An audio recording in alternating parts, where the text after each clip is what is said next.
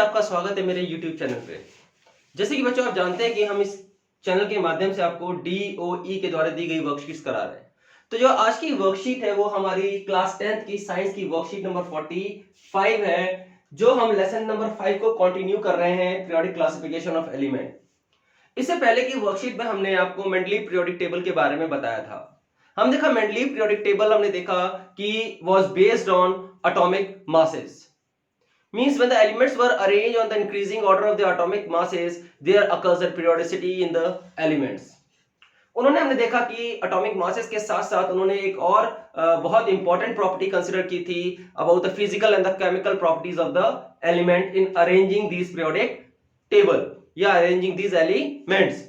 आज हम बात करेंगे मेंडलीव के अचीवमेंट्स और लिमिटेशंस के बारे में कि what are the achievements and what are the limitations of Mendeleev periodic table। तो सबसे पहले हम स्टार्ट करते हैं हमारी मेरिट्स और achievements of Mendeleev periodic table।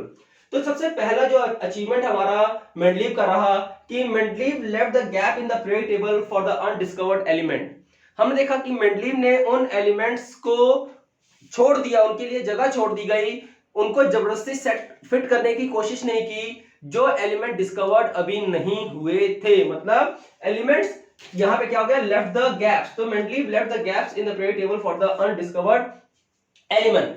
उन्होंने उनका नामकरण भी कर दिया, मतलब एलिमेंट्स अभी खोजे नहीं गए और उनका नामकरण भी कर दिया गया। उन्होंने संस्कृत रूट एका, दुआ और त्रिया शब्द का प्रयोग करते हुए उन्होंने, जैसे हमने देखा कि एका बोरॉन, बोरॉन के नीचे जो एलिमेंट एक गैप था, बोरॉन के नीचे एक गैप था, उसमें उसका नाम क्या रख दिया, एका बोरॉन। इसी तरह हमने देखा कि एल्युमिनियम के नीचे गैप था, उसको नाम दिया एका एल्युमिनियम, और सिलिकॉन के नीचे गैप था जिसका नाम दिया एका silicon. Later these element were discovered, उनको खोजा गया और उनका नाम एका बोरॉन का स्कैंडियम, एका एल्युमिनियम का गैलियम और एका सिलिकॉन का नाम जर्मेनियम। मतलब these element were discovered letter and fitted into the Mendeleev periodic table very easily. दूसरी बात, he also predicted some elements even before their discovery। मतलब जब एलिमेंट अभी डिस्कवर्ड नहीं भी हुए थे उनको उन्होंने पहले ही डिस्कवर कर लिया था और उनकी उन्होंने प्रॉपर्टीज भी एक्सप्लेन कर दी थी।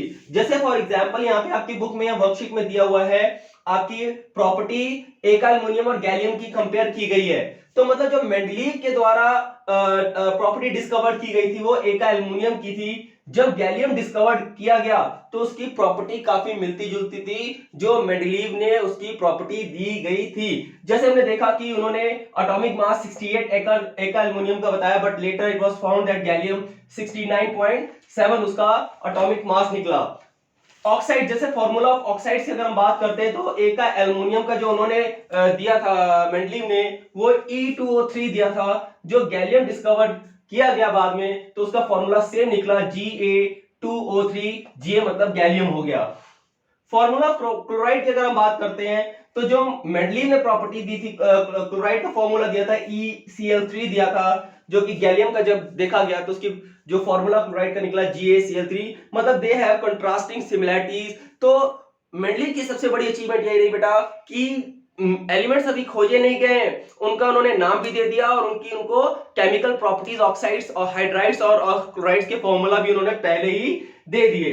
तीसरा हमने देखा कि Mendeleev periodic table could accommodate noble gases which were discovered later without disturbing। तो नोबल गैसेस हमने देखा जो 18th ग्रुप के एलिमेंट्स हैं, हीलियम, नियॉन, क्रिप्टॉन, ज़ेनॉन और रेडॉन, ये जो इनर्ट गैसेस है बहुत बार डिस्कवर्ड हुई, लेकिन जो मेंडलीव पीरियोडिक टेबल उन्होंने जो बनाया था उनको ये गैसेस आसानी से उन्हें फिट हो गई without disturbing the actual sequence of the elements. तो हमने देखा Mendeleev periodic table could accommodate noble gases which were discovered later without disturbing the actual sequence। तो ये बड़े तीन हमारे अचीवमेंट्स रहे मेंडलीव पीरियोडिक टेबल की। आइए हमने देखा कि जरूरत ही क्यों पड़ी मॉडर्न पीरियोडिक टेबल की या मॉडर्न पीरियोडिक लॉ की क्यों जरूरत पड़ी। हेनरी मोजले ने एक नया पीरियोडिक लॉ दिया, मॉडर्न पीरियोडिक लॉ या मॉडर्न पीरियोडिक टेबल, जो आज हम सर्वमान्य से पढ़ाई कर रहे हैं इसके बारे में। उनके कुछ लिमिटेशंस नहीं, पहली लिमिटेशंस क्या रही, could not assign correct position to hydrogen as property resembles with metals and non metals या हेलोजेंस के साथ। तो हाइड्रोजन को वो करेक्ट प्लेस नहीं दे पाए थे। रीजन सबसे बड़ा ये था कि वो हाइड्रोजन जो है it has tendency to lose electrons as well as gain electrons, they have tendency to form covalent bonds. तो हमने देखा हाइड्रोजन आज भी एक अपवाद बना हुआ है। मॉडर्न पीरियोडिक टेबल में भी अगर आप देखेंगे तो हाइड्रोजन को एक अलग बॉक्स दिया गया है, not included in the actual periodic table. दूसरा हमने देखा the isotopes of the same element given different position. तो isotopes were not discovered at the time of Mendeleev. Mendeleev को आइसोटोप्स का कॉन्सेप्ट नहीं पता था, तो उन्होंने क्या किया, हमने देखा आइसोटोप्स क्या होते हैं, elements having same atomic number but different masses number. तो अगर हम बात करें कार्बन के दो आइसोटोप्स है, कार्बन 12 और कार्बन 14, तो मेंडलीव ने उनको क्या किया, दो एलिमेंट कंसीडर किया। इस तरह एलिमेंट की संख्या उनके पास बहुत ज्यादा हो गई। तो जब अरेंज किया गया एटॉमिक मासेस के आधार पे, तो हमने देखा कि आइसोटोप्स का जो है जो पोजीशन थी वो करेक्ट पोजीशन आइसोटोप्स की नहीं देने में असफल मेंडलीव रहे।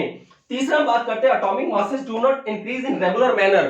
तो हमने देखा कि पीरियोडिसिटी तो वही होगी बेटा जब एटॉमिक मासेस एक रेगुलर फैशन में इंक्रीज कर रहे हो, लेकिन ऐसा नहीं हो पाया। मेंडलीव ने क्या किया कि जैसे फॉर एग्जांपल कोबाल्ट 58.9, इसका एटॉमिक मास ज्यादा आप देख रहे हैं निकल से 58.7, लेकिन हमने देखा कोबाल्ट पहले आता है, निकल बाद में आता है। लेकिन मेंडलीव के अकॉर्डिंगली हमने देखा कि एटॉमिक मासेस के इंक्रीजिंग ऑर्डर में अगर एलिमेंट्स को अरेंज करना है तो निकल को पहले आना चाहिए था, कोबाल्ट बाद में आता है। लेकिन अगर आप पीरियोडिक टेबल में झांकते हैं तो कोबाल्ट की पोजीशन क्या होती है, पहले मतलब कोबाल्ट के जो ऊपर वाले एलिमेंट उसकी प्रॉपर्टी से वो मिलता है और निकल अपने ऊपर वाले एलिमेंट की प्रॉपर्टी से मिलता है। तो मतलब कोबाल्ट को पहले रखा गया, और तो वही बात आ गई, the atomic masses do not increase in a regular manner in going from element to the next. तो ये हमारी 3 लिमिटेशंस मॉडर्न पीरियोडिक टेबल की रही हैं। उसके अलावा आपकी वर्कशीट में कुछ आपके क्वेश्चन आंसर दिए, उसको भी डिस्कस कर लेते हैं साथ साथ। बहुत इजी है आपके क्वेश्चन आंसर, बेसिकली आपके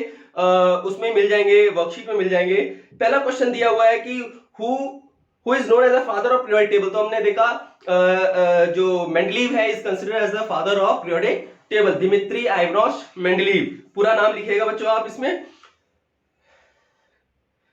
सेकंड क्वेश्चन है Mendeleev kept some blank spaces in the periodic table for the element that were yet to be discovered. Name those elements. तो 3 एलिमेंट्स हमने देख लिया, scandium, gallium and germanium were the 3 elements which were discovered later and fitted into the Mendeleev periodic table. Third, write achievements of Mendeleev periodic table. तो ये 3 achievements रहेंगे। Next दिया हुआ है आपका what are the limitations, ये 3 limitations नीचे दिए हुए हैं। और पांचवा है Mendeleev could not assign the correct position of the hydrogen in the periodic table, ये भी हमने डिस्कस कर लिया, why he was unable to give the exact position to the hydrogen। आपके जो दिया हुआ है Mendeleev could not assign a correct position to the hydrogen in the periodic table as the property of hydrogen resembles both with alkali metal as well as halogens. Like alkali metals, it combines with halogens, oxygen and sulfur, and it exists in diatomic molecules and combines with metals and non-metals to form covalent bond, जैसे हमने चर्चा कर लिया। आशा है आपको आज की worksheet समझ में आई होगी। बने रहिए मेरे चैनल के साथ, देखते रहिए। तब तक के लिए जय हिंद, जय भारत।